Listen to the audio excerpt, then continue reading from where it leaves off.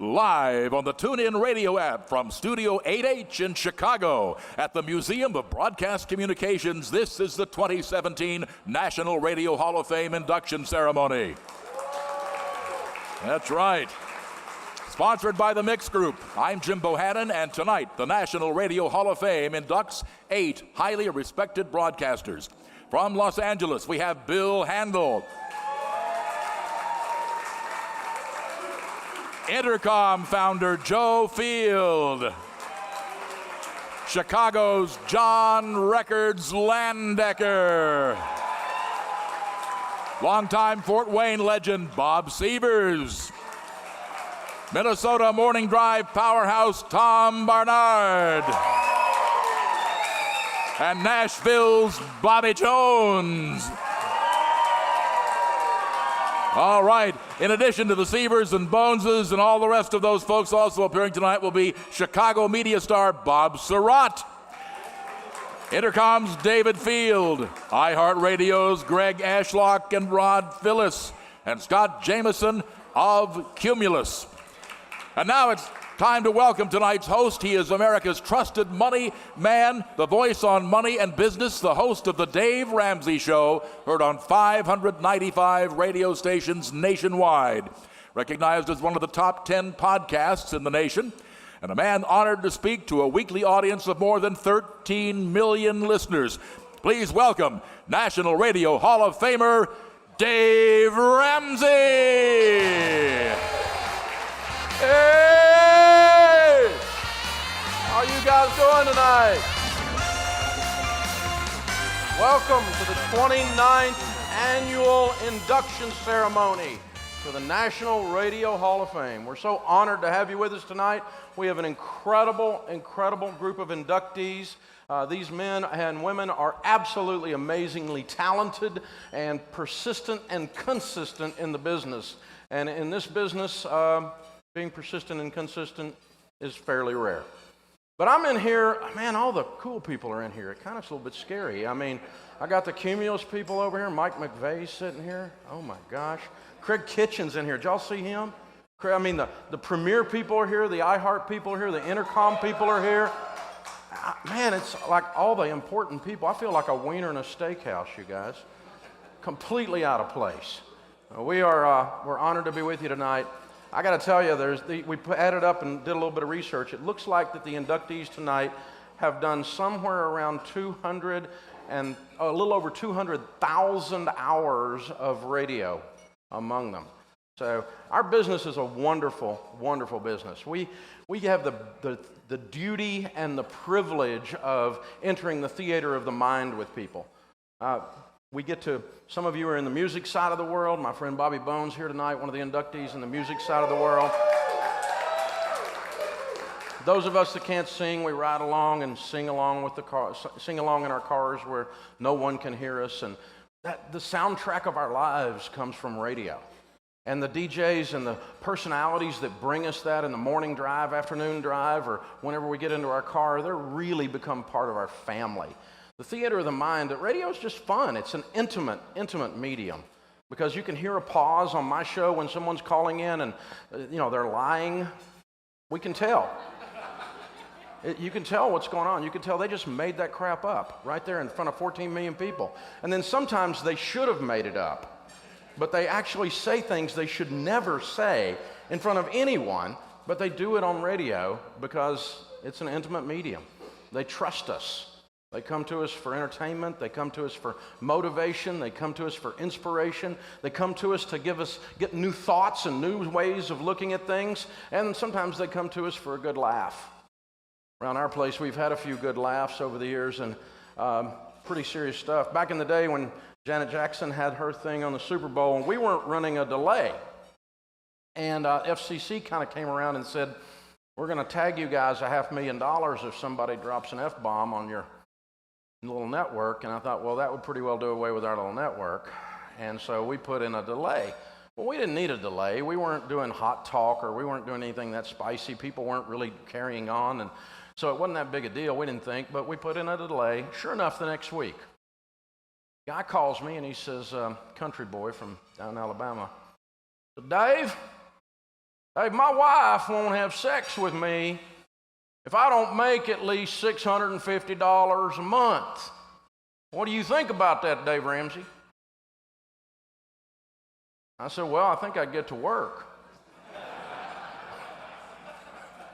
He started cussing and screaming and saying things you can't say on the radio, and so we got to use our dump button for the very first time. It's a lot of fun.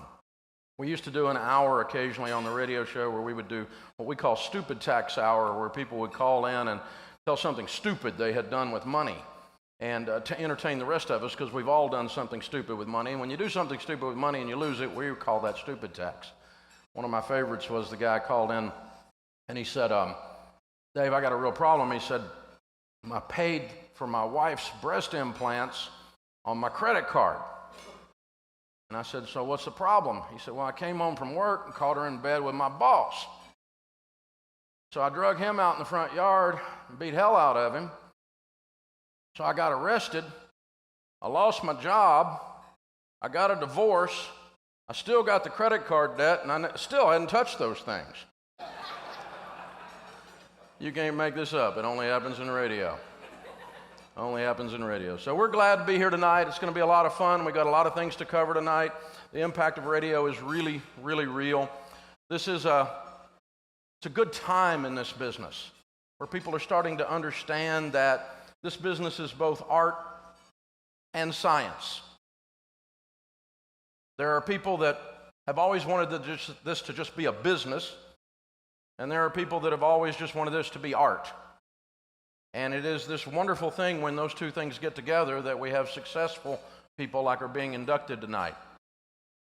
I had a leader of one of the larger groups one time tell me that he owned all the distribution, and I needed to get in line with his thing. And I told him, I said, well, distribution's really important, and we'd love to be on a bunch of your radio stations, but if you've got crap and you well distribute it, all you have is well distributed crap.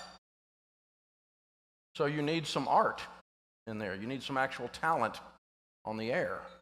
And if all you've got is talent on the air and you don't understand there's a business side of this equation, that actual bills have to be paid, payroll has to be met, advertisers have to be kept happy, then you're a starving artist, and you're not going to make it in the business either. Those of us that have been doing this a while, we figured out that it is a beautiful dance between the two, between art and science, business and talent. And we get to celebrate that in here tonight. It's a good time in this business, a good time in this business. Men like Bruce DeMont. Bruce, thank you so much, my friend. He took charge of this National Radio Hall of Fame back in 1991 when it was moved to Chicago. And of course, Bruce told this group earlier before we went live on TuneIn that Craig Kitchen came in, my friend, and he's the chairman now since 2014. And if this goes badly with me emceeing tonight, you can blame him. But I get to hang out with my friend Jim Bohannon tonight. Jim and I have known each other a long time. Jim is an icon in this business. He's the announcer voice for this evening and always is. And oddly enough, this is the first time he and I have ever gotten to work together, so I'm really glad to do that. And on this iconic Saturday Night Live set here with the Studio 8H. Our first inductee of the evening is another icon. I'm going to use that word a lot tonight, but it's true because we are sitting in the midst of greatness tonight. This guy I have admired as a fellow broadcaster for years, and I've admired his tenacity and his success, and does a great, great show. Our first inductee is Bill Handel. He's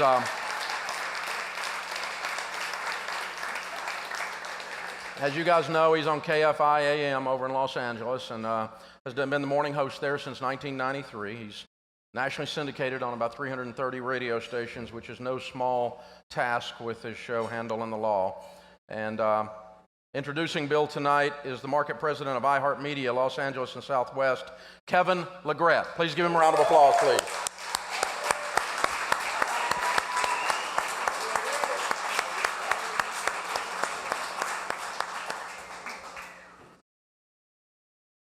Thank you, brother. So first and foremost, I'm not Greg Ashlock. I'm about 5 inches taller and a lot darker. So it's important to note that 24 hours ago, I thought I was coming here to celebrate my friend Bill Handel and my friend Bobby Bones, and then I found out that I'm going to be speaking. And I've got a big screen next to me. So I'm here primarily to talk about Bill Handel and how great it's been the last 3 years working with Bill. Bill's career can be broken up into 2 phases. First, the phase when he didn't take meds, and the second is when he did take meds. I'm very fortunate for the last 3 years that I've experienced him taking meds, and we haven't gotten into a lot of trouble, so thank you, Bill, for being diligent on that. Bill is our cornerstone on KFI. He does a tremendous job, but I would be remiss if I didn't spend just 30 seconds talking about the fact that the people behind him do a tremendous job. His producer, Michelle Cube, has been with him for years, does a tremendous job. She's here tonight. In addition, program director Robin Berlucci, who is a rock, does a phenomenal job. And it's always fun when I walk down the hallway and I see Bill in Robin's office, and I see him just kind of sitting there arguing and then agreeing with Robin. It's a precious moment. But Bill is one of those unique broadcasters who, quite frankly, in my opinion, is one of the greatest storytellers I've ever listened to. I have the pleasure of listening to him almost every morning. And one of the things he does is bring real life and being authentic with everything that he's talking about. And the great thing about Bill, if you didn't know this, he grew up speaking Portuguese. You know, English isn't his first language. And he spent a lot of time working through it, but there are several times during his show where I wonder what exactly he is saying. I feel like he's remiss back to his Portuguese days, but we work through that. But Bill has been able to evolve over time by being a great storyteller, but more importantly, by letting his true side come out. I think 9/11 was really a pinnacle moment for him. I was not part of the radio station at that time, but I've heard tape and I've heard different stories about that was really the moment in time where Bill let himself really come out. He let himself show how much he cared about his community, he cared about his country, he cared about his family, and of course he cared about himself. That's always first and foremost. But Bill, you've been a great friend of mine for 3 years. You've actually helped me tremendously in Los Angeles. I appreciate this. This honor is all yours tonight. And the team has put together a great video for you. They wanted a bio of me, and who better to do a bio of me than me? I was born in Brazil. Mesmo, nasci em São Paulo. And I came to the United States at the age of 5, legal. World-class education. Went to CSUN and the now defunct Whittier Law School. I started practicing law in 1979 and had the chance to develop a whole new branch of law, surrogacy and third-party reproduction. I know that sounds super important, but bottom line, I just sell babies. That led to national, international news appearances around the surrogacy issue. Nightline 2020, The Today Show, 60 Minutes, and from there, Handel on the Law was born in 1985. I came to KFI with Handel on the Law in 1989. I was so honored to be able to autograph photos for my fans. The first one I autographed was to myself. And then I went from weekends to nights and then right into AM Drive. Along the way, I've gotten a few awards. And after doing mornings and Handel on the Law for a couple of decades now, I realized this was my thing when I put down talk show host instead of attorney on a customs form in 2003. So I think this is going to stick. I don't know if by affirmative action I got mine before you got yours, you know what I'm saying? But Lord knows you're more than worthy. And thank you so much for helping me push my car when I ran out of gas. If Martin Luther King could see a black man sitting in his car with his Caucasian brother pushing it, we have arrived. People think I'm crazy for working with Bill Handel, but you know what? He's even crazier. He's nuts.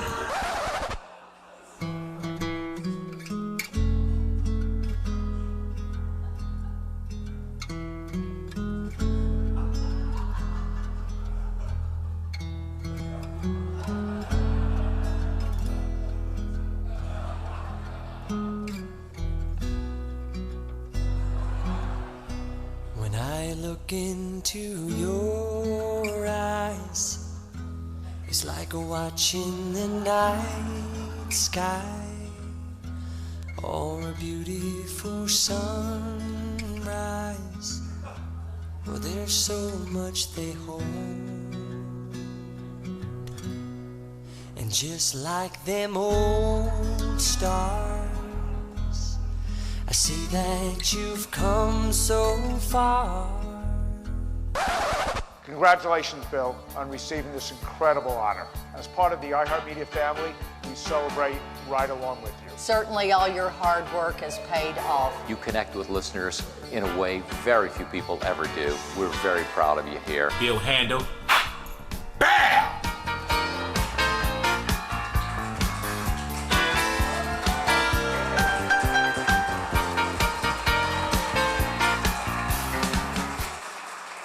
Ladies and gentlemen, please join me in welcoming my friend Bill Handel to the National Radio Hall of Fame.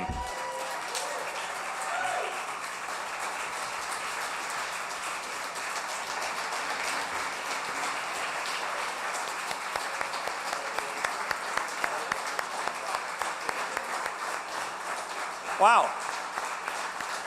You know, the ovation started over here, and then you obligatorily decided to stand up. Thank you. And by the way, every word that you heard of what Kevin said and on the video, absolutely true. I mean, every word. That's why I was roaring over here.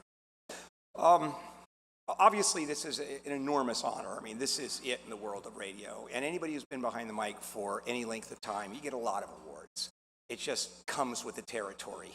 And I've received my share. And frankly, do they mean, well, the Nobel Peace Prize wasn't too bad. But this one really means all of it. I mean, this is it's a National Radio Hall of Fame. What do you do with that? Other than say, okay, and humbly accept, which I've never been humble in my entire life. I wouldn't even know that if it kicked me in the ass. So you know how people stand up and they thank people in their lives and how you absolutely hate it, can't take it? Well, sit back for a moment. Robin Bertolucci, my program director, and if it weren't for Robin, I wouldn't be standing here today. Probably would have about 5 years ago.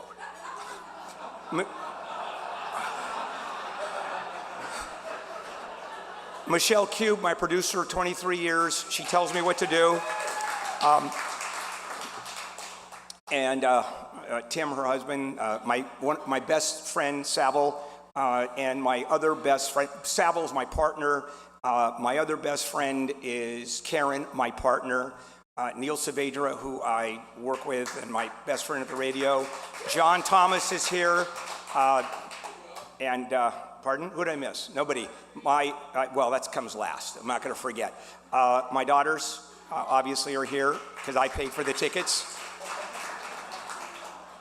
My goddaughter, and last but certainly not least, my wife Marjorie, who for the last 30 years,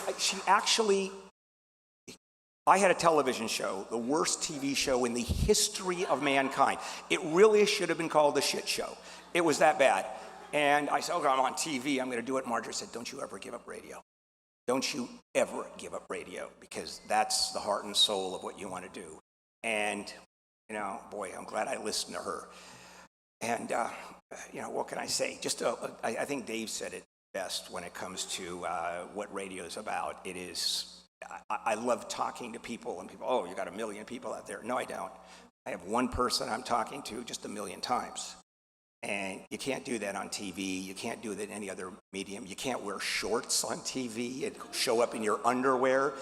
And you can on radio. It's truly a magic medium. And I am honored, beyond honored, to accept the award. Marjorie, thank you for your wonderful sage advice. And thank you for being there for 30 years. And it's a community property state, so what do you care? Anyway, thanks very much. And thanks, Kevin. Congratulations, Bill. Proud of you, brother. Oh, that's fabulous. Well done, Bill. We're proud of you, man. Very well done. Second inductee, I particularly, all of these are special and for different reasons, but this guy's an absolute legend in the industry, and most of you know that we own our show and self-syndicated, and at 596 stations, we scratched and clawed for every one of those. We've got about 600 54 people on the payroll this week on our team, the various endeavors that our company does, and so I'm an entrepreneur. I'm a CEO of an organization, and so I really admire people who grow something. And Joe Field founded Intercom Communications in 1968 with stations in San Francisco and Houston and Minneapolis, and to say that he's grown Intercom would be an understatement. Absolutely amazing stuff.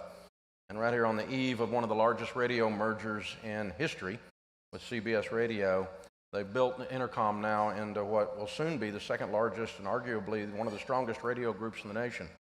No doubt about it. And so Joe is an entrepreneurial legend and certainly a radio legend.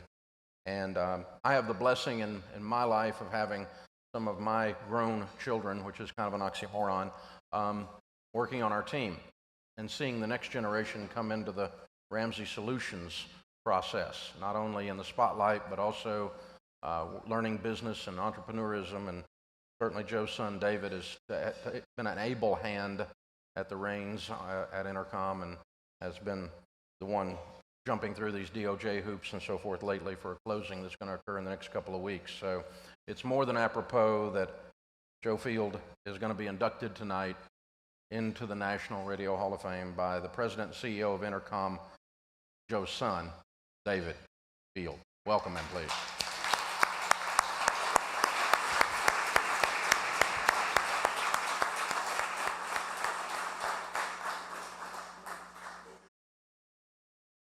Thank you, brother. Oh, good evening. It's great to be here up against some pretty star-studded, entertaining folks. And I'm going to take us down a notch a little bit here. And it is truly a pleasure to be here doing something which not everybody gets to do in their life, which is to induct their dad into a Hall of Fame. And tonight we celebrate 8 extraordinary broadcasters, each of whom has made a profoundly meaningful impact on the medium that we all love. And I want to congratulate all of tonight's recipients. I'm pretty sure that the inductees would find a few things that they might disagree on, but how wonderful that we live in a country where we are all free to express our views publicly and enjoy the liberties that our founders established and that so many Americans have fought to preserve on the battlefields, in the courts of law, and within the forums of public discourse over the course of the nation's 241-year history. If anyone doubts the power of radio, look around the room tonight. The power of a Tom Bernard, Bobby Bones, Bill Handel, a Sean Hannity, John Lendecker, Robin Quivers, and Bob Severs. We have an enormously powerful bully pulpit, which truly does change the world. And from our profound impact on politics and public policy to the more mundane but enormously important one-on-one relationships between radio personalities and the hundreds of millions of Americans with whom they share a deep sense of connection. With that power, though, comes the sacred responsibility to act in the great tradition of accurate and responsible journalism that enables our nation to debate the facts and the issues earnestly on their merits and not succumb to erroneous or misleading political rhetoric on both ends of the political spectrum. And I think it's just a really important thing to remind ourselves in this time we're living in and the role we play in this society, which is so incredibly important. But I want to focus my brief remarks tonight on my dad. When Joe founded Intercom 49 years ago, he was a young lawyer with no business or broadcasting experience. But he had a prescient vision about the transcendent potential of FM radio, plus a brilliant mind, tireless energy, and an indomitable will. And he overcame all the challenges he confronted and succeeded. Joe loves to dive deeply into big problems and find solutions. During the company's earliest years, he successfully tackled a number of potentially existential threats to Intercom, navigating the challenges of leading a startup company with an emerging technology against far stronger competitors. Nothing motivated Joe more than a seemingly impossible situation, where even his most ardent supporters would gently advise him to throw in the towel. Not Joe. That's when he is at his best. Joe has an unrivaled tenacity and willpower, single-mindedly focused on attacking the problem from every conceivable angle for days or even weeks until he finds a solution. Joe made a big contribution to the future of the industry as an early leader on digital broadcasting. As an NAB board member, he championed the in-band on-channel solution that became the industry standard and led to today's HD broadcasting system. But more important than his professional achievements, what I most admire about my dad is who he is as a human being. A selfless, principled, and unpretentious man of great virtue and integrity whose philanthropy has made an enormous difference in so many lives. Joe Field stands as a model of honesty and decency, and his values and principles set a standard at Entercom which we have strived to uphold throughout our entire history. Working together with my dad has been extraordinarily fulfilling and rewarding. One of the best decisions I ever made in my life was leaving Goldman Sachs and a career in investment banking to join Entercom in 1987 and work with Joe to take Entercom to the next level. It has been an amazing ride. Today, Entercom stands on the verge of a game-changing merger with CBS Radio that will make Entercom Radio's second largest company, number one in news and sports, and the number one creator of original local audio content in the United States. Entercom has come a long way since the day Joe founded the company in 1968. I could not be happier for him this evening as he receives this well-earned honor, joining Radio Hall of Fame. Joseph Field practiced law for 13 years in New York and Philadelphia before discovering the magic of our medium. He became interested in radio while helping a client acquire WPEN AM and FM in Philadelphia in 1967. The major issue at hand was the valuation. The AM was valued at $5 million, while the FM was valued at just $500,000. He saw an opportunity before others did. A year later, Joe Field founded Entercom, acquiring FM stations in San Francisco, Houston, and Minneapolis. He served as chairman and CEO for 34 years, taking Entercom public in 1999 and acquiring 101 stations in 19 markets. He saw the opportunities presented with duopoly and HD radio and led the industry by embracing new laws and new technology with great results. Joe Field found the most qualified CEO to succeed him in 2002 in his son, David, who had joined the company after a successful career of his own in the financial markets. While staying on as chairman of Entercom, Joe has worked with David and a renowned management team since the early 2000s, as Entercom has expanded their presence to 28 markets and 128 stations. Later this month, it's anticipated that Entercom will grow again with the acquisition of CBS Radio. Entercom will arrive at being the second largest radio broadcasting company with 230 stations in 47 markets, including 23 of the top 25 market. A 50-year career in radio broadcasting, Joseph Field, inductee in 2017 into the National Radio Hall of Fame.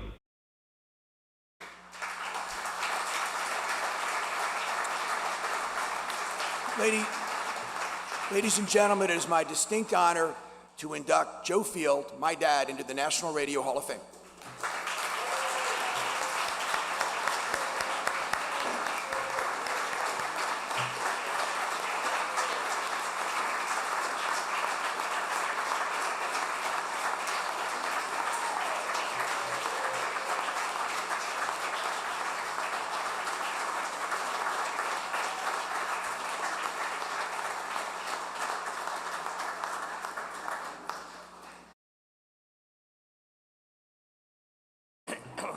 After that introduction, I have to pinch myself to see if I'm still alive.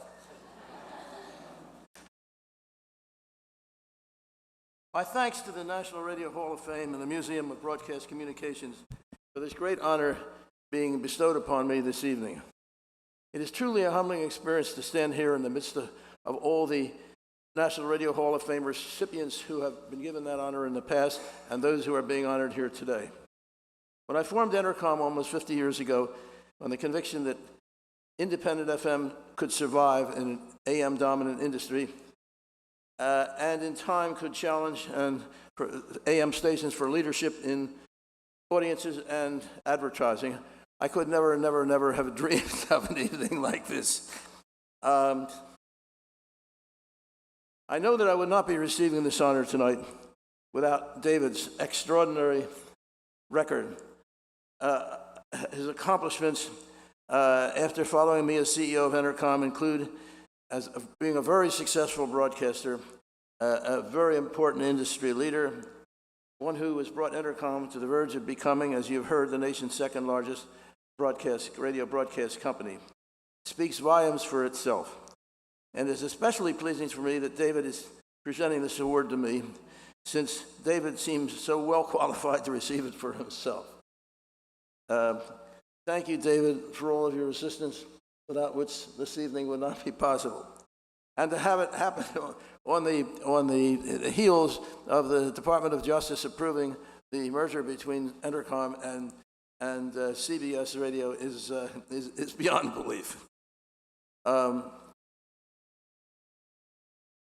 would also not be here without the loving support of my wife, Marie, who is here with me tonight, who was at all times encouraged, supported, and stood by me, especially in the very difficult early years when Entercom was nothing but a fledgling FM broadcast company striving to survive in an industry dominated by AMs. Thank you very much, Marie. This evening has been made more joyful to me by the presence of my daughter, Nancy, who has journeyed here from Atlanta, and by my very good friends of longstanding, Howard and Barbara Galper. And so my many thanks for them for being here tonight. As John Donne once said, no man is an island entire of itself. And therefore, I must thank all of the people with whom I have worked in Entercom over the years, who have been, and also those who were involved in providing financial support and assistance in the very early years. And I could not, in good conscience, accept this award without thanking Entercom's Chief Operating Officer, Chicago's own Wheezy Kramer, for all she has done to make Entercom the company that it is today, and thereby helping me to be here tonight. Thank you, Wheezy.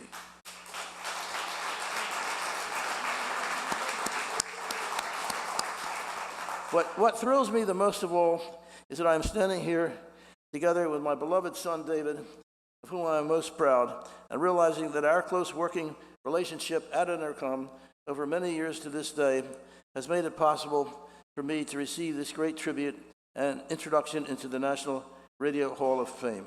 Thank you all for this very special honor.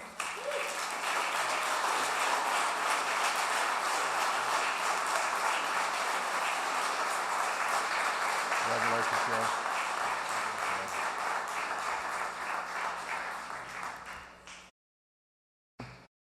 So when the National Radio Hall of Fame called to tell me a few years ago that I was being inducted, I realized that we already had a speaking engagement set with about 4,000 people in Oklahoma City that I was scheduled to be, so I could not be here that night. And so some of my team came up, and my daughter Rachel, who is a speaker and a New York Times bestselling author, was able to accept that award or that induction on my behalf that night. So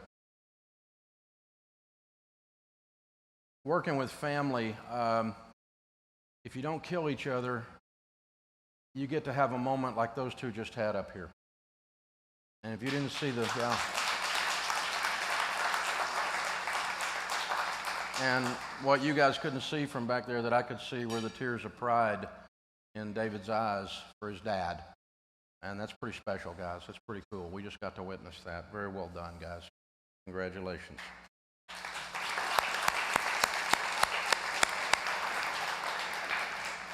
So our third inductee is John Records Landecker. Woo!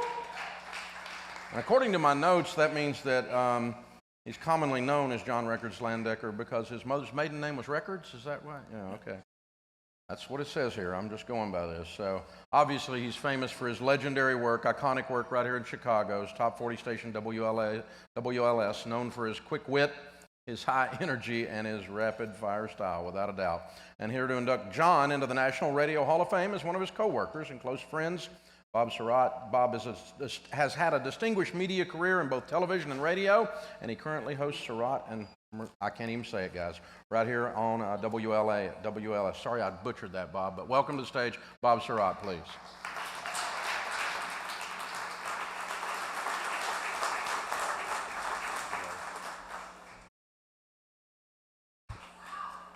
John Landecker's shows have always been the smartest, most creative, high-energy performances on the radio.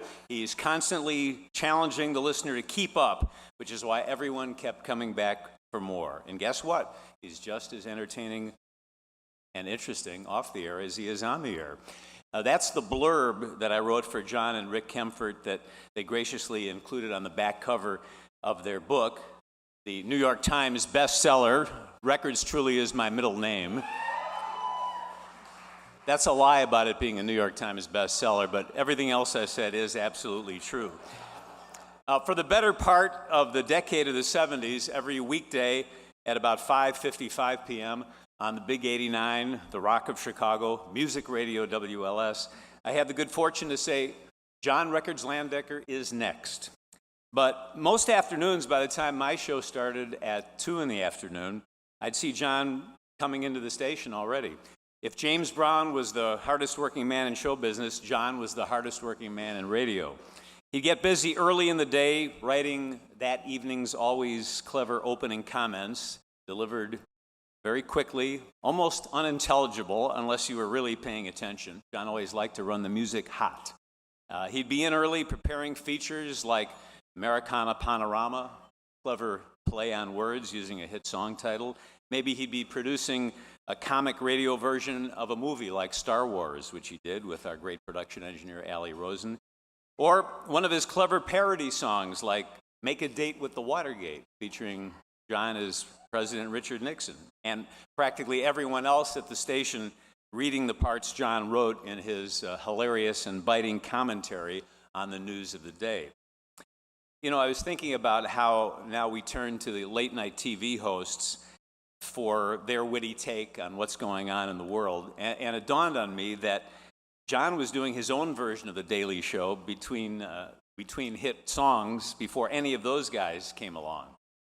And of course, nighttime across Chicago, across Middle America and beyond that, meant you could hear or try to participate, if you dared, in what I guess was the original form of random social media posts and tweets, only it was heard and not seen, the world-famous boogie check.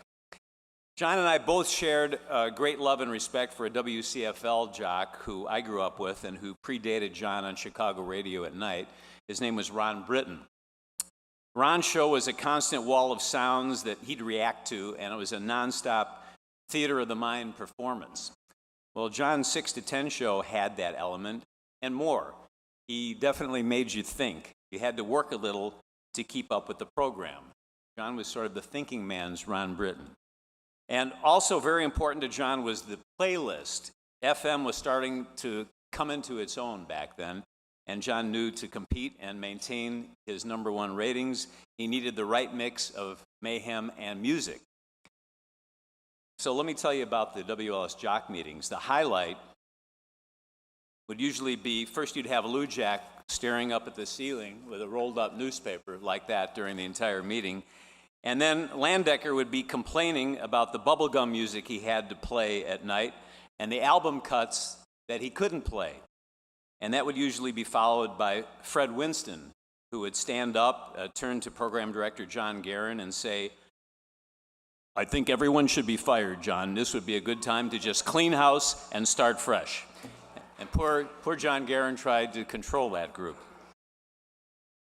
Before you watch the video and see the fastest mind in radio at work, I just wanted to say that I'm very happy I was asked to be here tonight.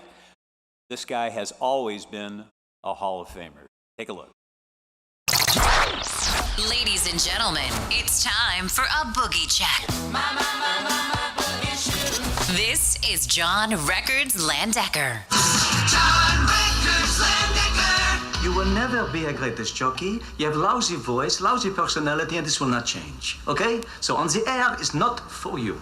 But you come on time, and you're a good worker. How about I make you program director? The truth, oldies channel. John Landecker, your reporter. And this on the WLS Music Radio Rewind is Can I Get a Witness News? Now, the reason we call it Can I Get a Witness News is because, quite frankly, we cannot get a witness to prove that these stories is true. Page 1. Good evening, Boogie Check. Good evening, John Records Landecker. I am. I am talking to you. You are. And the topic is you, your name. Mav, wonderful topic. So did Mom or Dad name you records, and why did they name you records? You know, somebody mentioned this earlier today that people still didn't believe it. Here's the deal, and this probably won't be for the last time. It was my mother's maiden name. Her name is Marjorie Victoria Records. And when I was born, that was put on my birth certificate as my middle name. And that's the story, and I'm sticking to it. Here at the old WLS radio station, which I am leaving after 9.5 beautiful years. Well, it just seemed like it was time to make an exit. So I've made arrangements to go to Toronto. I'm going to be living with Margaret Trudeau. And the Stones are coming over consistently, and we're going to be mounting a few Canadians. They may not be police, but they will be so close to me that I probably won't care, you know? The boys be back in town again. That, of course, Thin Lizzy, and John Landecker, 7 minutes after 9. This is WLS Music Radio and the Big 89 Rewind. John Records Landecker and Bob Surratt. And Saturday afternoon from the Windy City. Hey, how are you? Nice to have you aboard here as we celebrate 25 years. Some people want to be lawyers, some want to be accountants. I decided I wanted to be on the radio. What do? You walk into a radio station, you say, hi, I'd like to be on the radio. Isn't that incredible?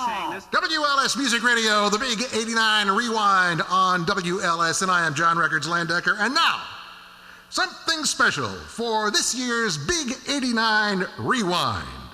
Ladies and gentlemen, it sucked then, and it sucks now. Time has come to make a choice. Please welcome to the National Radio Hall of Fame, class of 2017. Siri, what's the name of the next inductee? John Records Landecker. You sure you got that last part right? I have no idea. I guess we'll find out now. John Records Landecker. It's actually pretty close. Either way, he is in the Radio Hall of Fame now. That's true. Congratulations, John. Ladies and gentlemen, John Records Landecker is next.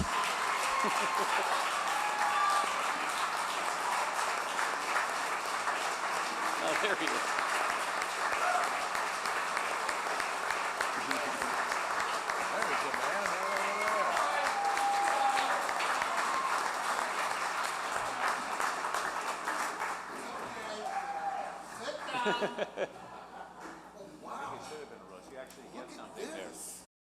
I didn't know you got some. I should have started at the beginning of that video so I could have gotten up here in time. Hold on. I can assure you it's not going to be worth it. They said that one of my strong points was my spontaneity, and I've had weeks to think about this. So strap yourself in. Good evening, my fellow broadcasters and radio geeks. Look, show prep. Thank you, Bob. Bob Surratt and I have been friends and co-workers since the early 1970s, but actually it's way more than that. Bob has never failed to call on me if he thinks there's a position that I can fill, from being a movie critic with him on Channel 11, Chicago Tonight, to being a fill-in co-host on WLS Radio. I'm going to do the thank yous. You only get one shot at this, and I'm going to take all the time I need.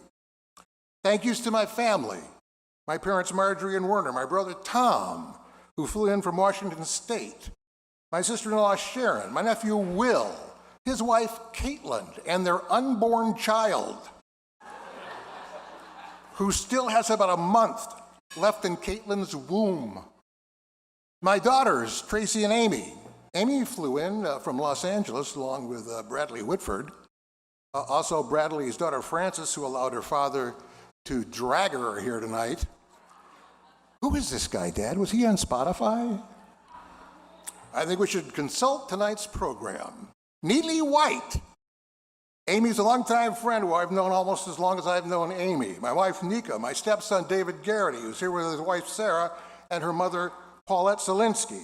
My other stepkids, Siobhan and Max Garrity. Siobhan and her fiance, Nick Ginther, are not here tonight because they left for Florida a couple of days ago. And who can blame them? My granddaughters, Iris Lynch and Gatsby Garrity, and you know, while I'm at it, I'd like to thank my dogs. Zeke, Stella, Emma, Zubadash Duba, Gypsy, Gus, Colt, and my stepdog Quincy. In the radio timeline, Lucy Dobson, Ted Heisel, Tom O'Brien, and Art Volo. I have known Art since high school. And I had a whole thing ready to do about Art until Art, as Art only does, came up to me when I was sitting at the table, told me a couple of things, and I think they're indicative of so much about who he is and how he is radio's best friend. This address is 360 North State. WLS Radio was 360 North Michigan. The last three numbers of my zip code are 360. Now, who puts that kind of stuff together? Also, and this is, I think, even more important, November 2nd is the anniversary of radio. Today, 1920, radio went on the air for the first time. So today, radio is 97 years old. And who else would know that but Art?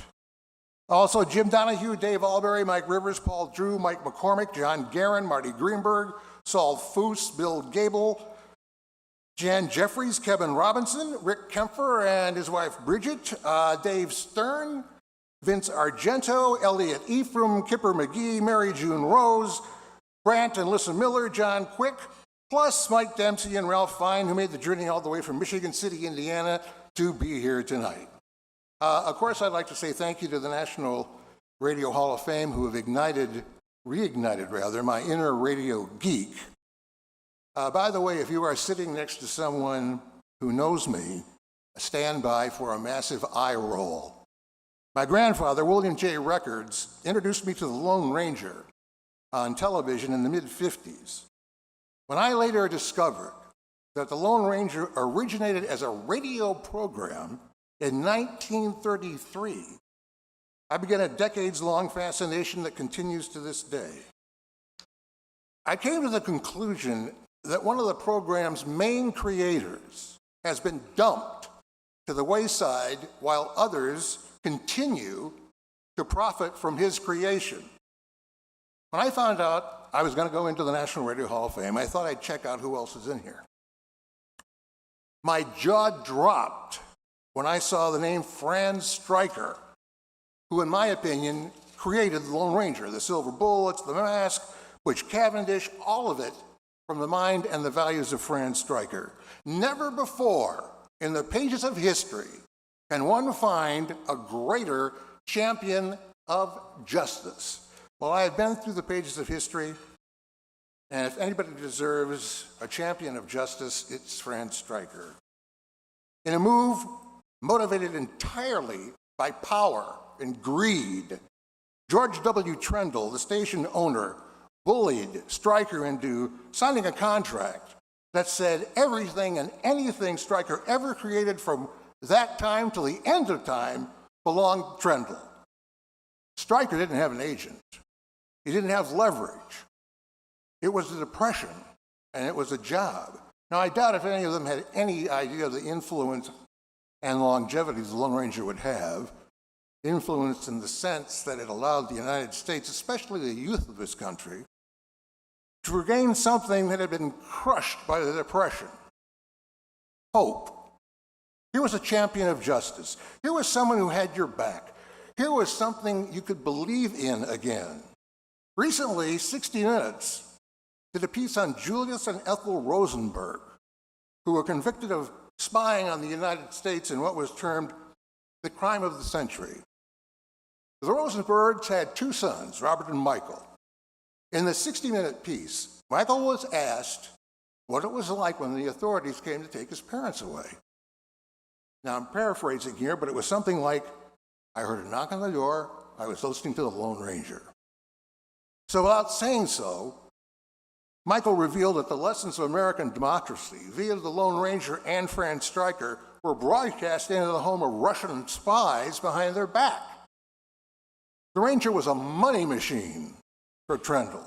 Comic books, novels, movie serials, and the TV series with Clayton Moore and Jay Silverheels. If you look at the early episodes of that TV show, the credits say it's a play written by based on a play written by Fran Stryker. Oh, that's so nice.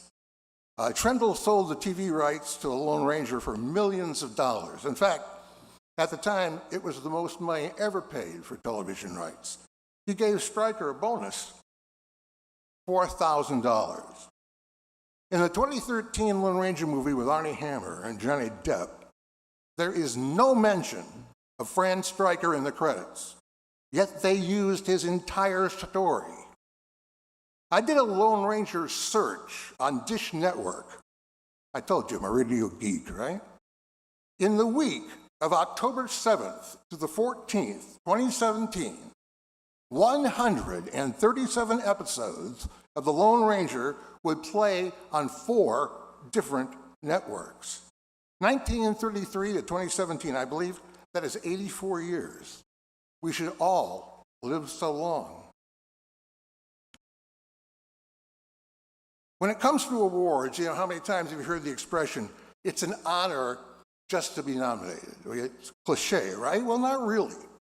I found out I was going to be nominated when I read an email while I was on an elliptical machine at Planet Fitness. My initial reaction was like a rush, a thrill, if you will. I gasped. A few weeks later, I was buying a chainsaw at Cableman's Hardware in Michigan City, Indiana, when I got the email saying I was in. This time I played it cool. No gasping. However, I did regard it as a sign that I should buy the more expensive chainsaw. When my wife, Nika, first heard the news that I was to be inducted, she shed some tears. When my daughter Amy found out, she got a little weepy. Now, it would have been nice if my parents were around to witness this. When I was a Boy Scout, I know, hard to believe, my mother, Marjorie Victoria Records, drove me all over Ann Arbor, Michigan, selling Christmas trees door to door to save up enough money to buy my first radio, a 6-transistor made by Channel Master, $36.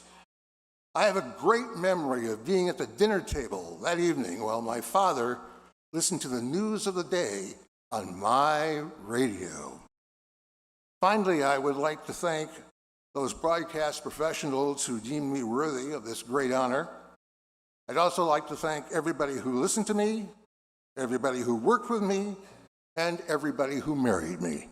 Thank you. Don't forget the award.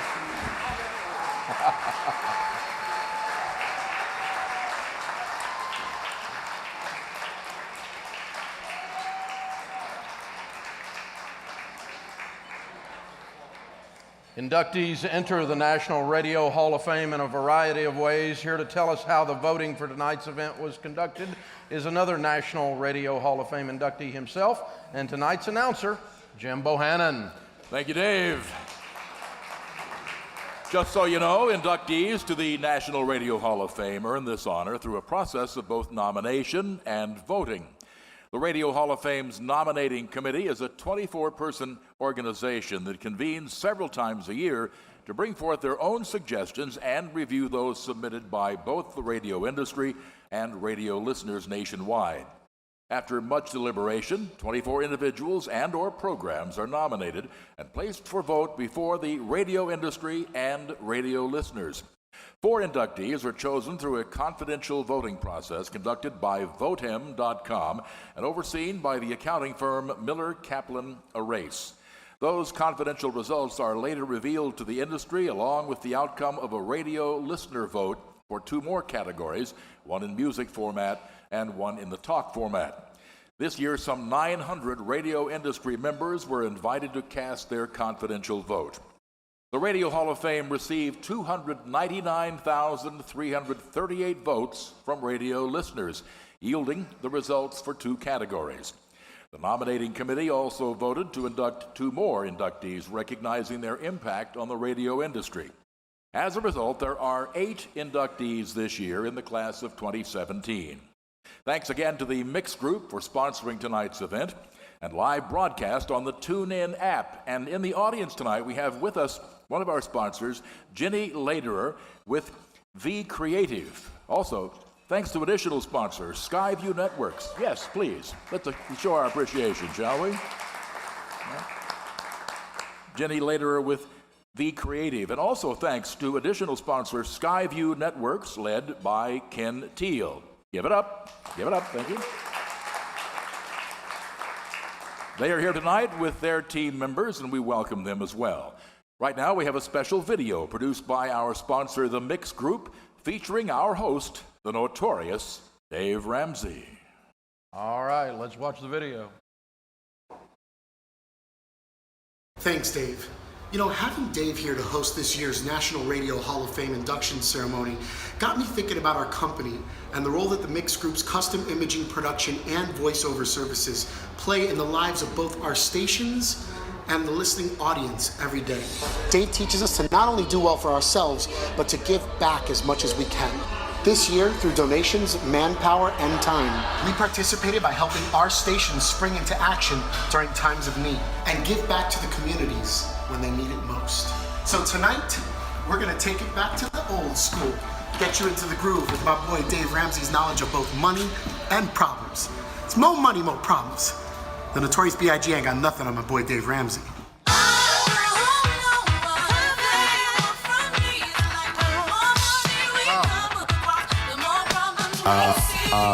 D.V. Ramsey. No info for the D.A. Federal agents, man. Cause I'm laying a stupid cell and a phone base in. My team supreme, stay clean, triple financial dream. I be that cat you see at all events spent. Gas and holster girls on shoulders, playboy. I told ya, being mine to me. Use too much, lose too much. Step on stage, girls boo too much. I guess because you run with ladies too much. Me lose my touch, never that. If I did, ain't no problem. Who get them get where the true players at? Throw your rollies, I'd wave side and keep their hands high while give your girl the I player. Please, financially, people see. Beam IGB lost in mix on the cover. Fortune 5. Oh, here's my phone number. Your name, I've got to know. I got to go. Got to flow down. There's that platinum blush like there's that dangerous on track. Leave your back. That's just cray cray.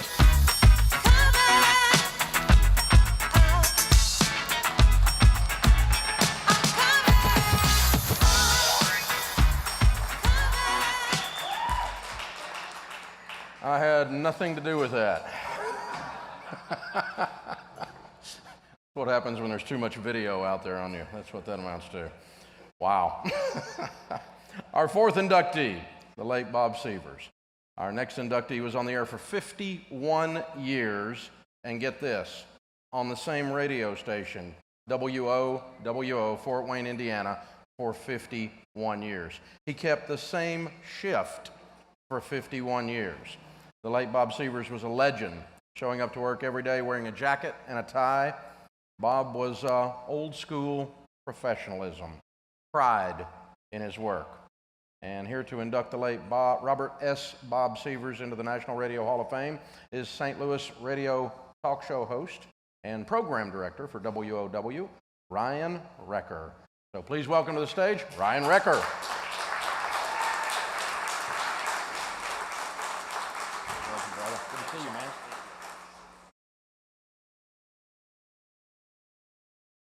I just heard a story at the table. I had this whole speech planned out, but I wanted to share a story with Bob Sievers' granddaughter, Jennifer, who just shared this. She was from Fort Wayne, and she was traveling, went to go see the band Aerosmith in Phoenix, paid extra, got to do the meet and greet, went backstage and talked to Steven Tyler. And during that encounter said, I'm from Fort Wayne, Indiana. And he said, that's great. When I grew up in Boston, I used to climb a tree with my little radio and listen to Whoa Whoa. And that's how I got my influence to who I am today. And she said, you won't believe this. My grandfather is Bob Sievers. Bob Sievers was there for 50 years. Steven Tyler said, I used to listen to Bob. He's a big influence on me. If it wasn't for him, Aerosmith wouldn't be. So she was excited. She was thrilled. She goes back. She immediately calls her granddad and says, you're not going to believe this. I just talked to Steven Tyler. He said that you're a big influence. If it wasn't for you, there would be no Aerosmith. And Bob says, oh, that is wonderful. Who's Aerosmith? And then he said, I want you to talk to Grandma. She handed the phone over, and that was it. That was Bob Sievers. And for 50-some years, he always would say, hello, friends, Bob Sievers. And that's how he would wake people up. And there were so many different people that knew him personally because of that. He welcomed them in as friends. And Bob, to his credit, through those 51 years, never missed a day on the radio, besides when he served in World War II. He went to go serve, and he came back and never missed a day. Programmers and consultants, from what I understand, would always question him about his style. You heard it from Bill Handel, and it's very true. When you go out and you talk one-on-one, that wasn't always the normal. They said, you're broadcasting, you're supposed to talk to a lot of people. He said, I'm only talking to one, I'm talking to this community, and he got it. And I think that might be part of the secret of radio today, because that was his style. It was him. It was just himself. It was someone that was unique. Bob was the kind of guy who kept his phone number in the phone book in case someone wanted to reach him. He answered the phone and would talk to people, and I remember hearing stories about how they would be at dinner and he would say, they need me, I just need to talk to them, and he was just that kind of guy. He was the kind of guy that would do lost dog announcements, and the program directors would hate him for doing it, but he understood. He said, sometimes when it comes to these little dogs, that's all they have. And it's like losing a family member. So I know what that means, and he wanted to help him out. And even when they told him to stop, he kept doing it. He was the kind of guy that would go out and speak to groups because they would always welcome him in, and they always wanted to hear his stories, and he had so many of them. There's so many different accomplishments to Bob Sievers. You may not have heard him, but you're about to see him in a minute. Bob approached life genuinely and humbly, which is refreshing, and he walked into the station every day with a sack of burgers that smelled like onions, and all the people complained about it, but then he would give them some, and I guess he would be fine after that. But he treated a day as every day on the radio as a new day to try to help someone else. He was always trying to help other people. And just like you, probably just like you may have heard him, you may have listened to him, but you may never had a chance to meet him in real life. A couple of other stories I wanted to share, and I think this is a great one too.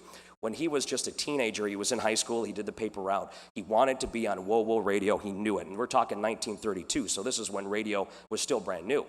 And every day he would knock on that radio station's door and he would say, I want to work for your radio station. They always said no, and the cycle would continue until one day he went to his pastor and he said, I know this is my calling. And he said, you know what? Get down on your knees, we're going to go to the altar and we're going to pray about this.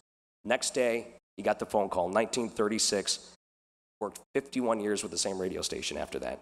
He said it was an answered prayer, and his career was an answered prayer. I came in to radio listening to some really great people, some amazing personalities, and what I recognize in Bob Sievers is he came in with the love in his heart every single day, and maybe that's the type of message we need to try to convey more often, that love in the heart and love of radio.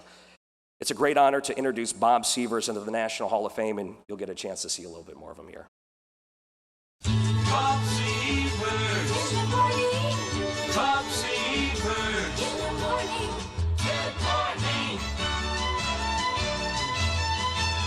That's the news and weather at 5. Bob Sievers reporting. Bob Sievers and the Good Morning Team. Before the days of television, and as a matter of fact, before the days when some of us were born, Bob Sievers began his broadcasting career on Whoa Whoa Radio here in Fort Wayne. Recognize this voice? It belongs to a man who's become an institution in this area. He has the longest running radio show in Fort Wayne and one of the largest listening audiences in the country. In fact, at times he's heard as far away as South Africa. Who is it? Bob Sievers. She said, better you should think of your face and cut your sermon. I think that's pretty good. Thanks a lot for laughing that way over there. Bob started in radio in 1936 when he was only 13. He signed on for WOWO, which at that time was located in the Gospel Temple on Rudisill. Except for serving in the Navy during World War II, Bob has never missed a day of work in the 43 years he's been in broadcasting. I think the biggest thrill in all of my broadcasting in the days before TV, the night I was 21, I was announcing Tommy Dorsey at the Colonial Hotel and Terrace Gardens at Rochester at Lake Manitou, Indiana. And in the middle of the show, Tommy Dorsey said, our announcer, Bob Sievers, is 21 years old tonight. And in the middle of this network feed, they stopped and played and sang Happy Birthday to me. Any radio station is only as good as the person who is on the air at that time and feels his responsibility. To me, it isn't work. If I were a millionaire, I'd do exactly what I'm doing now for nothing. 51 years of service to Fort Wayne, Indiana on WOWO Radio. And now, a member of the National Radio Hall of Fame, Bob Sievers.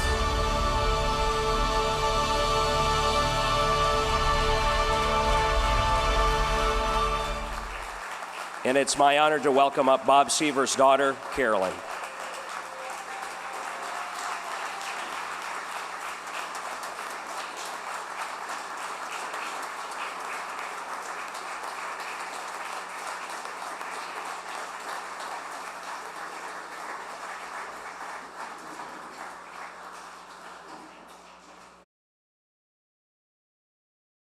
Thank you, Ryan. Thanks for everything you've done to contribute to this evening. My father was blessed with the gift of voice, and in case you couldn't tell from the videos, I'm pronouncing that word voice in upper caps, boldface, and size 30 font.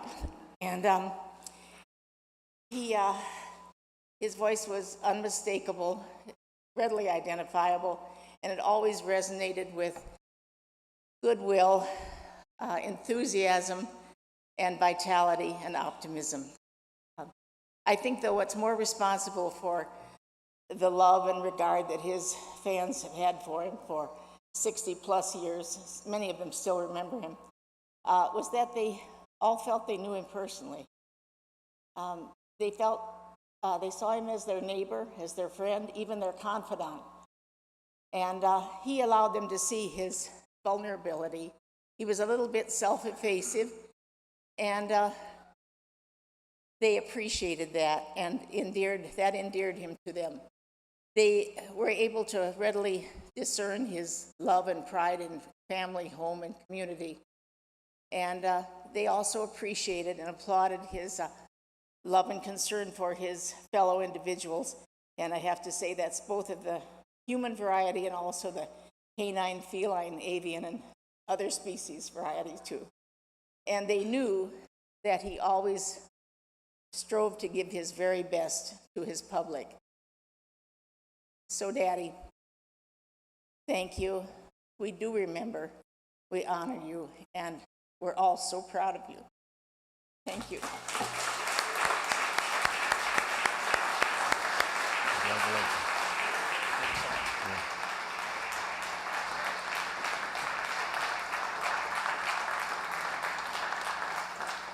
Our fifth inductee of the evening has been waking up Minneapolis with that deep, gravelly voice, that signature, iconic voice for years.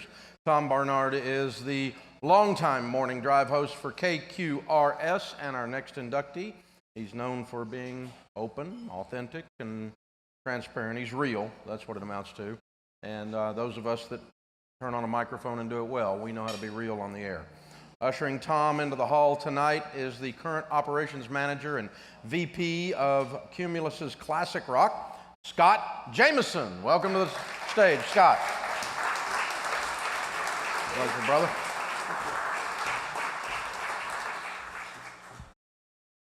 KQRS is a legendary radio station, and the reason it is, a big part of it, is the man we're going to honor tonight, Tom Barnard.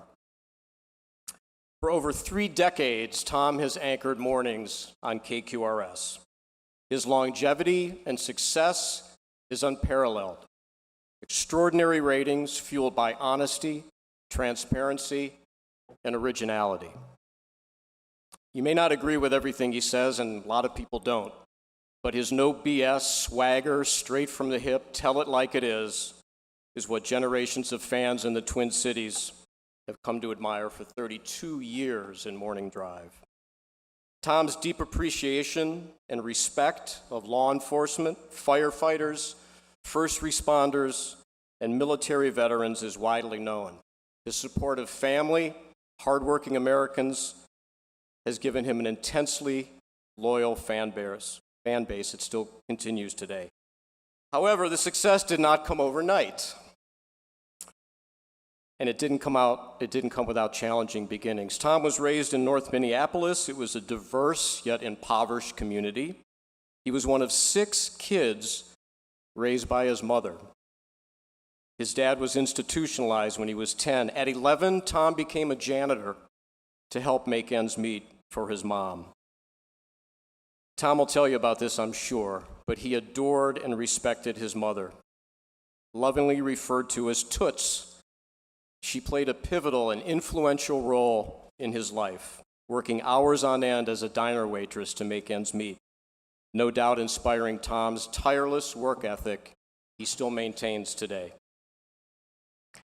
Tom never made it to his high school graduation, but that doesn't mean he didn't get an education in life few of us have. He had to grow up fast, much faster than many of his peers. One of the first times I met Tom, I'm sorry, this is great. One of the first times we met, in the course of the conversation, we're talking about our radio careers. What did you do? Where did you work? How, all that kind of stuff, getting to know him. And at the conversation, it came to a point where I said, did you ever go to college? I went to college. Did you go to college? He goes, yeah, I went for 1 day. I said, 1 day, what happened? He goes, on the second day, I couldn't find a parking spot. I didn't go back. So that's Tom. In the 1980s and 90s, Tom was an elite national voiceover talent, flying from Minneapolis to New York, Chicago, and Los Angeles to cut commercials long before the internet and ISDN lines. His clients included, some you may know, United Airlines, Procter & Gamble, Home Depot, Sears, and McDonald's. Tom's voiceover career reached a pinnacle in the mid-'80s as the primary voice of the 1984 Summer Olympic Games in Los Angeles. When he shared that great news with Toots about his Olympics gig, she sighed and said, "Don't die like Elvis." As Tom's morning show on KQ continued to dominate into the year 2000 and beyond, he became an early adopter of on-demand audio, beginning a daily podcast in 2011 that he hosted along with his family, or as Tom puts it, I tricked him into being on the air with me so I could spend more time with him. That's the kind of guy Tom is. Tom's podcast, now in its 6th year, has been a creative outlet and business success, generating annual revenues over $500,000 and recently added to the Westwood One podcast network. And most proudly, Tom is of his show signed its first 2 terrestrial affiliates in the state of Minnesota. When most guys his age are winding down, playing more golf, Tom remains intensely competitive, always looking for new ways to grow his brand. However, with all of his successes, his 40-plus years in broadcasting, nothing compares to the love he has for his family, all who are here tonight to witness this great event. And I'm very proud and honored on behalf of Cumulus and all of us here tonight to welcome Tom Bernard into the National Radio Hall of Fame. And now, feedback. a voiceover artist introducing a voiceover artist who happens to be a National Radio Hall of Fame qualifying morning show personality. Ladies and gentlemen, this is Tom Bernard. Congratulations. Thank you very much. Yeah, Oh, congratulations. good for you. 92 KQRS, Minnesota's classic rock. 6:42 now. It's 18 minutes until 7 o'clock. A writer on laughhacker.com just released a diagram of the ideal way to eat a crunchy taco. Get away from me. Tell me how to eat a taco. There are a ton of these people who couldn't make it as a lawyer, so they become politicians, and then it's, I'm just going to do whatever you want me to do, so you'll vote for me. Scumbags. I said scumbags. You hear me? See, this is the problem, and we've talked about this how many times in this show, everybody? The fact that people in local television, local radio, national television, it's radio and television. Shut up. It's like, honestly, God, calm down. You're in radio. Shut up. Right? I mean, it's not, you're not Marlon Brando, you're not Katharine Hepburn. They said, we're going to nominate you for the National Radio Hall of Fame. The only reason I agreed to do it is because I thought I'd never get in. I'm not really a Hall of Fame kind of guy. This is Tom Bernard, the Twin Cities' #1 morning drive radio DJ. And he didn't get to the top patting his buddies on the head. Tom's trademark is his brash, sarcastic, often arrogant, tell-it-like-it-is style. I will not hurt someone's feelings purposely. I won't do that. Did you used to do that? Oh, I think so, but I didn't do it on purpose. I just was trying to find out where that boundary was. So how did you get into broadcasting? I went to a school, Brown Institute, on what was then called the WIP program, Work Incentive Program, Hennepin County. It was for underprivileged children. I was tossed from that school 7 different times. I have a history of that also, by the way. The fact that I went to Brown 7 times, and I worked for Mr. Hubbard 5 different times. So what's the future hold for you? Hopefully, I'll always do voiceover. And I also realized that one day people will say, well, gee, Tom, that was a lot of fun listening to you on the radio, but we're doing something else now, or we're at another point in our life now, or we're doing this now. And when I get to that point, then I just say, that was great, thanks a lot. They told me that would happen. I didn't believe them, but it did. I'm here to present to you. Please welcome to the National Radio Hall of Fame Class of 2017, Tom Bernard. He's a radio guy. Please welcome Tom Bernard into the National Radio Hall of Fame.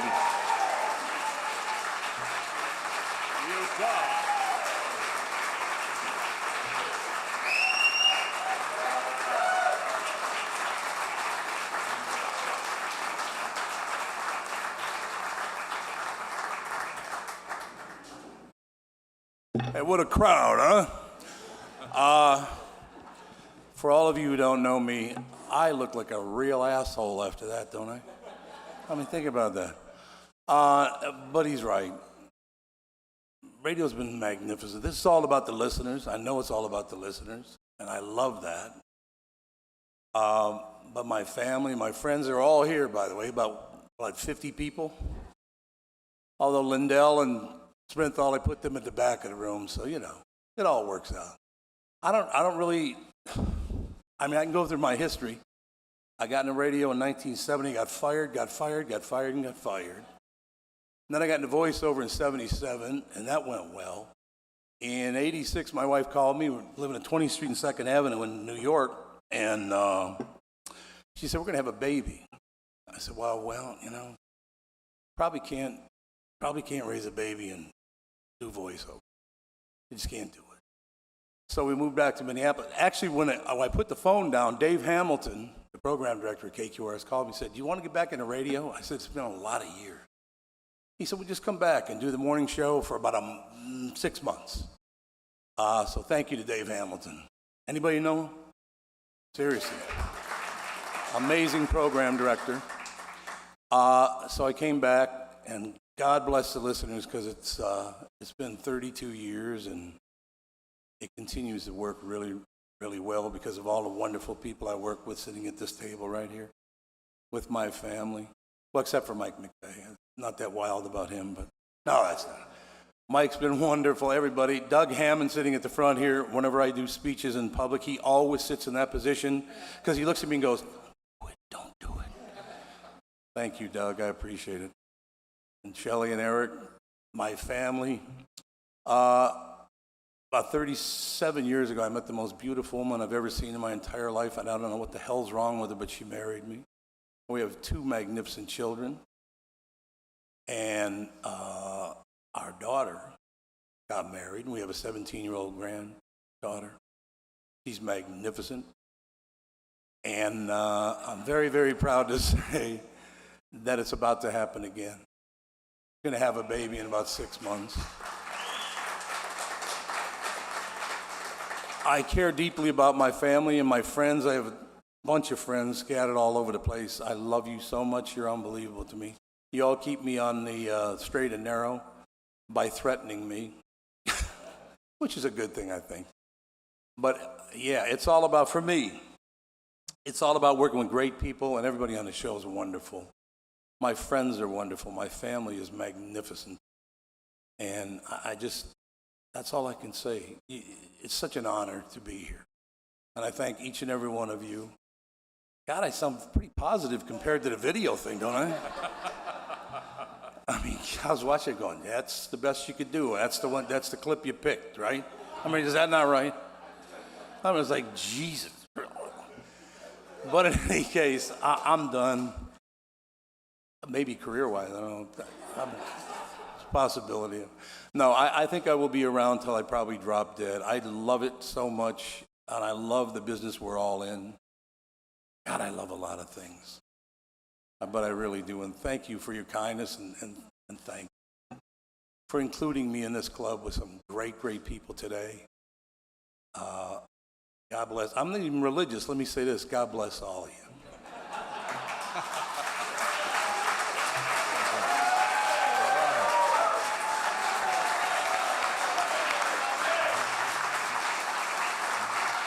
Congratulations, brother. Proud of you.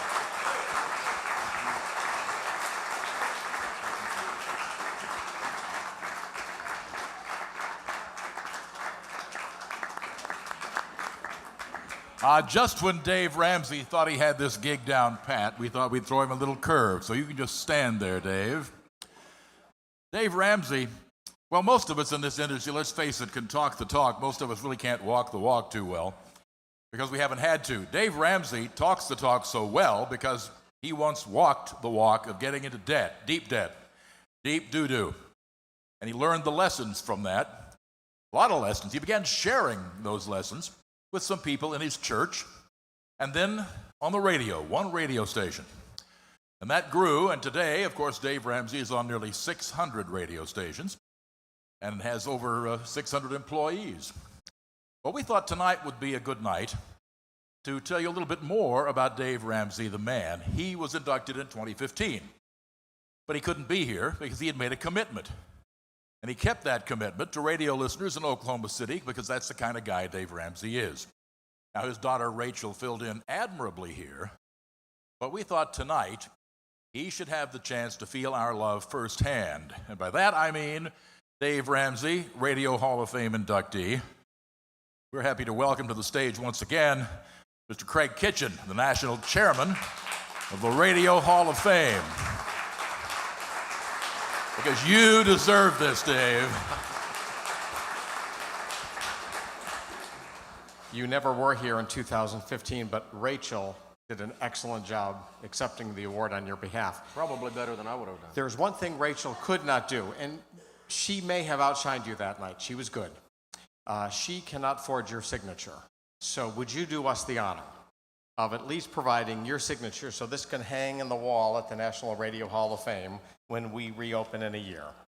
Welcome here to the National Radio Hall of Fame. Thank you, brother.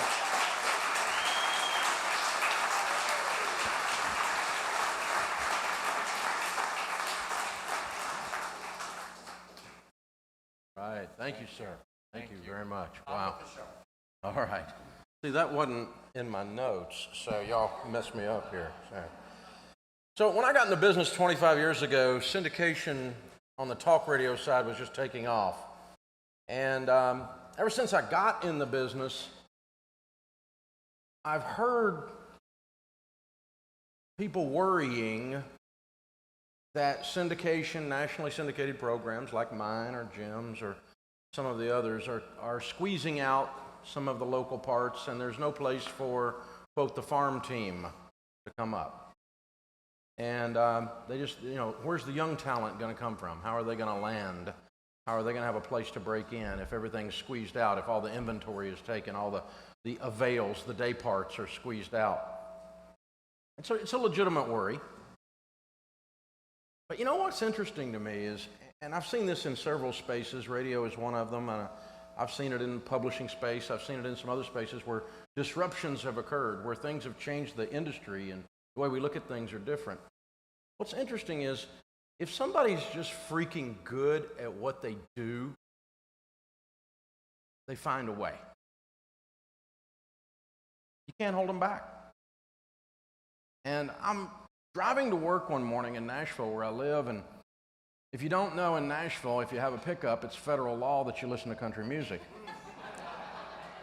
And I actually grew up in Nashville, and I used to listen to rock, but later on I got a pickup, so I started listening to country music. And so I flipped over to a sister station. I'm on an iHeart station there in Nashville on WLAC, and I flipped over to the sister station, Big 98, which is a monster FMer there, big ratings and all this. And I hear this guy on the radio, and I'm like, did I get the right station? Is this a country station? I start listening to him for a few minutes, and man, I was hooked. Oh, I told my wife, I said, have you heard this new guy on the morning drive, Bobby Bones? And she goes, oh yeah, I listen to him all the time. All my friends at the Y listen to him. So you got like the 52-year-old woman at the Y demographic locked in, you know? And I'm like, what in the world? There's a phenomenon. And everywhere I went, I mentioned, have you guys heard this new talent? Have you heard this guy? And apparently I was the last one of the party, I guess. I guess everybody knew about Bobby Bones before I did. But I got to tell you, I got to go down and spend a little time with him and Lunchbox and Amy and their crew. And I've appeared as a guest on their show a few times, and we've gotten to be friends. But he's proof that talent really can't be denied an opportunity. And he's proven it. It's absolutely incredible. Very, very well done. Our final inductee tonight is Bobby Bones. He's to do the induction, the formal induction, is the head of iHeart's country division, my friend Rod Phillips. So Rob, come on up and do the induction for us.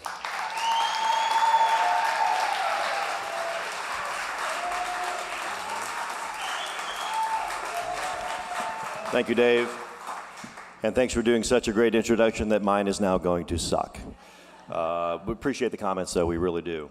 I am thrilled to be back in Chicago, Illinois, where I met my wife, working in radio here. Shout out to John Guerin in the room, who allowed me to program for 7 years and help launch KISS FM, and I'm so excited to be in Chicago tonight. Thank you, Bobby, for allowing me to be a part of it. It is quite the special night. Right behind a great city like Chicago, how about a shout out for Nashville, Tennessee tonight? Nashville represent! Nashville! Look at Lunch. Lunch is all quiet. He won't be in about an hour. We'll get him some drinks. This is what happens in country radio, and I didn't realize it till a few years ago, and now I'm blessed to be a part of it with the Bobby Bones Show and all that happens in Nashville. We literally have artists from Music Row here tonight with big hits on the radio. We have our label partners in the house tonight who bought tables and are representing here tonight. Friends from Nashville, obviously the show, iHeart members, and we are just as excited as we could be. I have to say that I met Bobby many years before the country thing was country.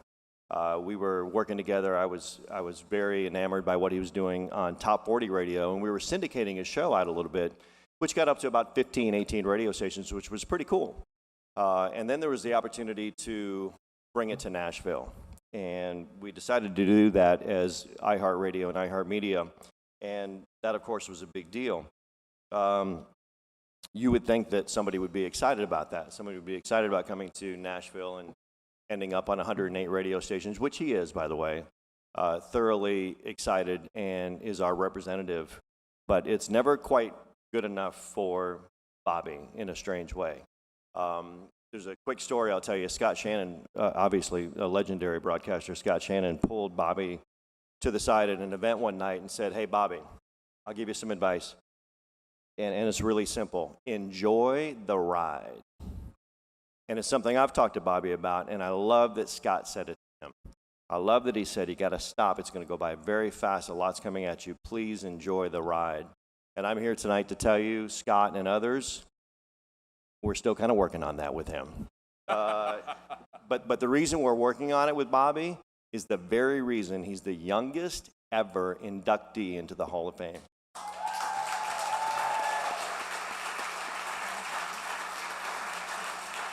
So we move him to Nashville, and literally now is the largest syndicated morning show in country radio history. But again, that wasn't good enough. So Bobby came to me one day. I remember exactly when we talked about it. He's like, hey, I got a band. I'm going to start a band. I'm going to do some music. And I'm like, yeah, that's cute. That's cute. That's cool. And then they sold a lot of records, like real albums. And then the #1 comedy album. And I'm like, well, that's interesting. Then they went on tour and they sold out theaters coast to coast. And I'm like, that's pretty cool. Then he said, I'm going to write a book. So he wrote a book. I'm like, that's kind of cute too. That is, no offense to the earlier comment, but that was a New York best-selling book for 4 weeks in a row. So congratulations on that. That was pretty impressive to take a radio show and turn it into a book. Then he said, I'm going to go on tour and do a comedy act. That is not easy. That, like the Raging Idiots, became a sold-out tour across the country. That's the kind of stuff that Bobby Bones has taken advantage of. Jennifer Limegruber, who works with the Premier Group with Darren, Julie, and we've got Peter here tonight and Casey, a great, terrific group out of the Premier Radio Networks. Jennifer works with me pretty much daily on the Bobby Bones Show. That's the kind of show it is. She made a comment to me recently that she works with a lot of nationally syndicated, very successful shows.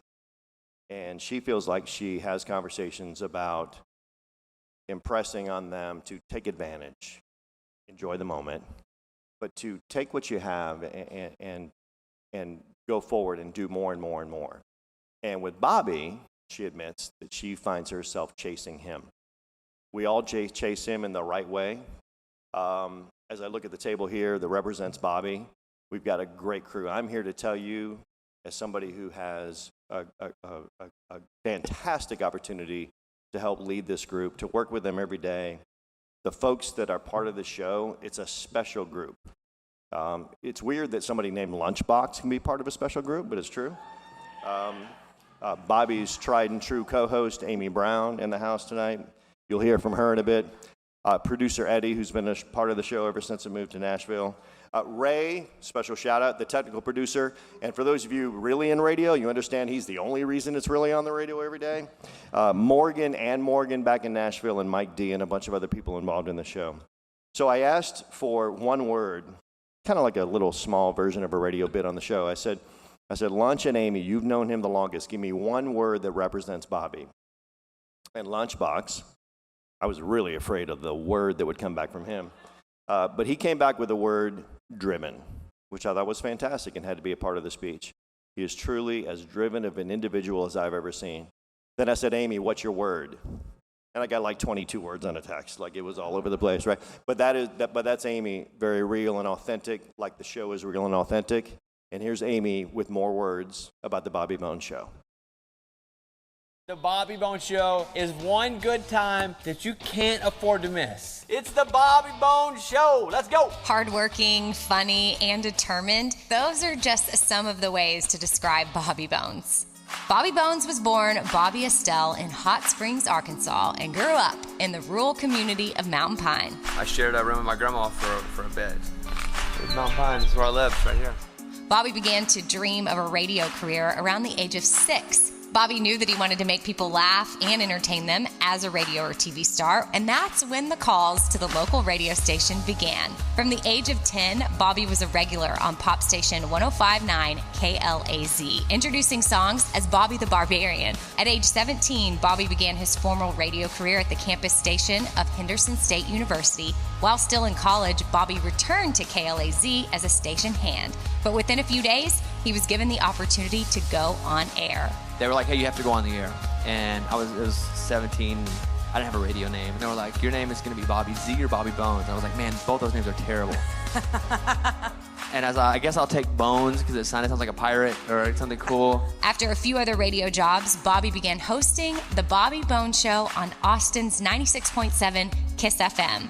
While in Austin, Bobby met 2 of his future co-hosts, and I met one of my best friends. In 2013, Clear Channel, now iHeartMedia, moved Bobby to Nashville and a country format while also syndicating his show with Premier Networks nationwide. All the record labels are there. All the major stars live there just about. And we're going to be the biggest country show in the United States. The Bobby Bones Show took off and became a country powerhouse and is now heard on over 100 stations by almost 7 million listeners monthly. Bobby's brand also exploded with the best-selling book, a stand-up comedy tour, and a touring comedy band, The Raging Idiots. When I grow up, I can be whatever I want. Bobby Bones is an original. Bobby Bones is the real deal. Bobby Bones Stop that. is a 2017 inductee into the National Radio Hall of Fame. Congratulations, Bobby. We love you. Congratulations on being inducted into the National Radio Hall of Fame. You continue to press the boundaries of radio and keep it moving forward and keep it exciting, keep it fun. Your talent shines through in everything you do. Bobby, you're in the Hall of Fame. Like, what? Your talent, humor, and drive continue to inspire all of us. You've been responsible for helping so many brand new artists' careers get started. You have taken the town by storm. We're so proud of you here at iHeartMedia. Congratulations. Keep having fun and keep making the fans smile, man. Congratulations.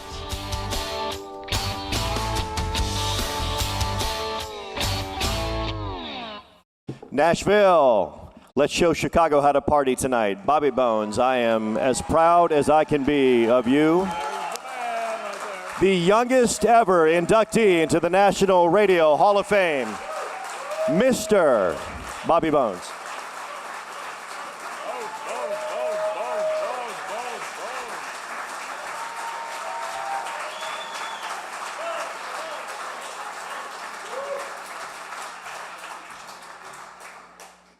Wow. Welcome to Nashville, everyone. In true Nashville style, I was in the bathroom standing at the urinal a bit earlier, and Rodney Atkins came up and said, I got some new music in about a month.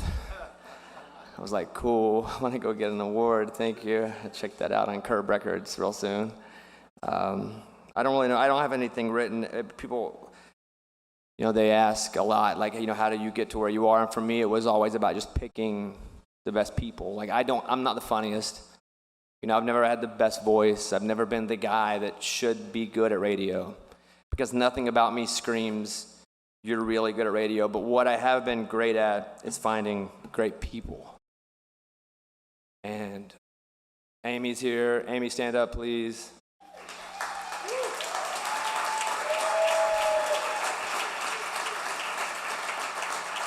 And Lunchbox is here. Lunchbox, stand up. Both of these guys have been with me for 12, 13, 14 years. Like, I met Amy when she was selling granite in Austin. And Lunchbox was a delivery driver at Jason's Deli. And, you know, everyone on my show, my company, iHeartMedia, has allowed me to find people who have never worked in radio and put them as a part of this human show that gets broadcast on radio. And so it's Amy, it's Lunchbox, it's Ray, who started as a producer, as an intern, is now a producer, and Eddie was a TV producer. These are all just good people that I felt like made me better. They filled holes, they filled my weaknesses, and they made me a better radio talent and performer. They made me stronger, and that's my talent. And I've been able to find great people to do this with. I have a great company that I work with. They let me fail. My company lets me fail. I got fined $1 million like 2 years ago, and I didn't get fired. And I probably would have fired me. And one time, Lunchbox robbed a store on the air and went to jail. And we didn't get fired. But we learned from all of those things, and he didn't really rob a store. They just said that in the news. He put pantyhose over his face and bought a pack of gum, but he still went to jail. And his one call wasn't to his mom or his dad, it was to me. And I had to call his mom and dad and tell them why he was in jail. And we were off the air for a while there, and again, it was the people that had surrounded me there as my co-host, as my bosses, that had faith that when I was getting fined or we were going to jail, and I've calmed down a lot since. Darren, I've calmed down a lot since. The timing of this is I'll say odd, but fantastic, mostly because my contract's coming up real soon.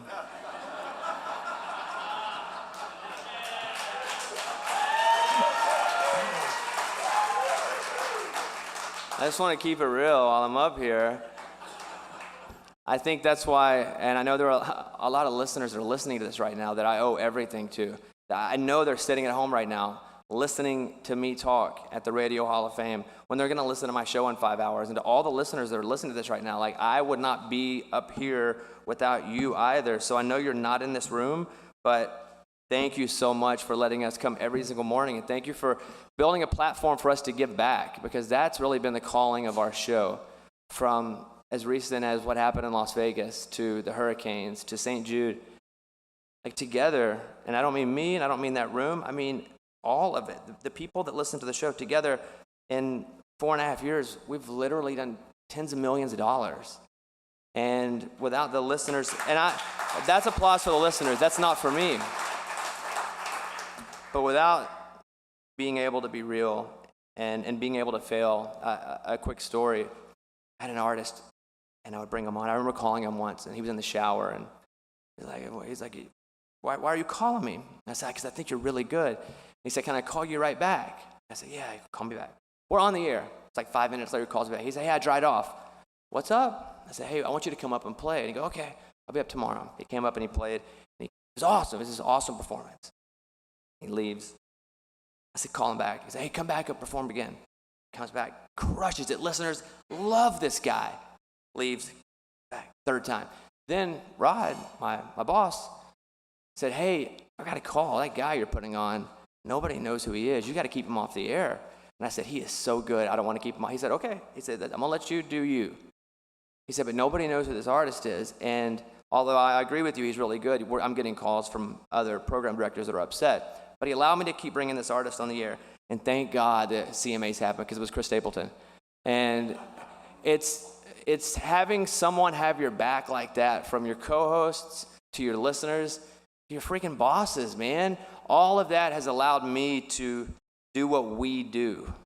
And so for that, I'm super appreciative. And to everybody in the room that's made that happen, from Rod to Darren to Julie Talbot at Premiere. I know Jen Limegruber's not here. All of the teams that make a percentage from me, thank you for coming.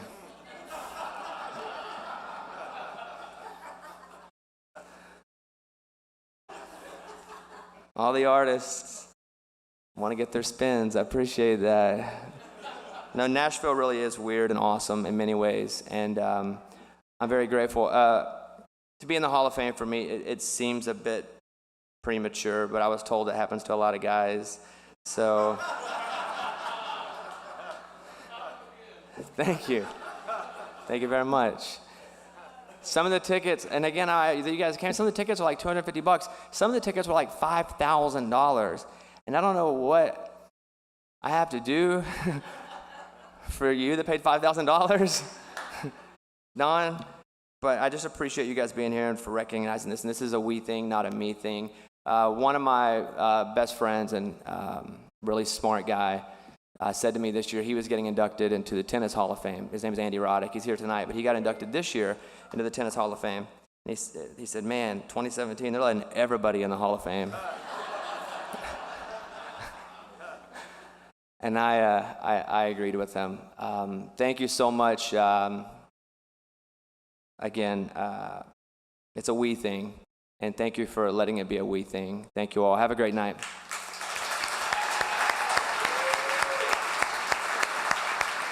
Well done, brother. Well done. Woohoo!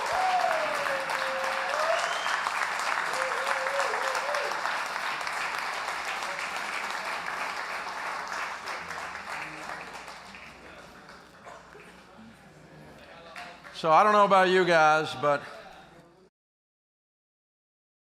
I think we had if we were watching tonight, we probably get a good grasp on that this business is okay. Business is full of people who are persistent, consistent, authentic, entrepreneurial. They understand art, and they understand business. And there was quite a parade of them up here tonight. It's an honor to be a part of something like this, to remind me that Dave Ramsey Show is in the midst of this kind of great, a lot of fun. Thank you to the National Radio Hall of Fame and to Jim Bohannon, our announcer. Speaking of greatness, thank you, my friend. Thank you very I'll much, be with you Dave. tonight.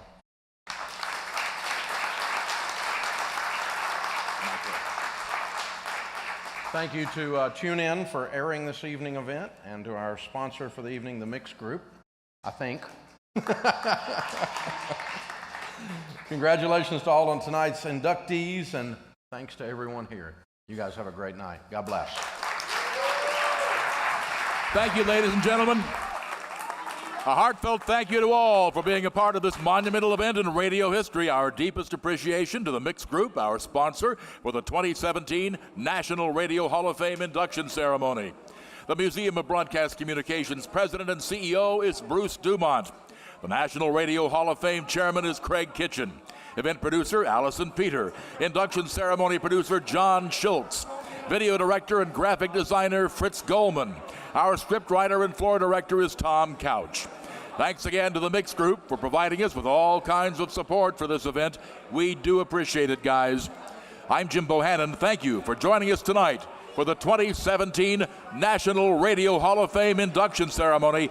Good night from Studio 8H in Chicago.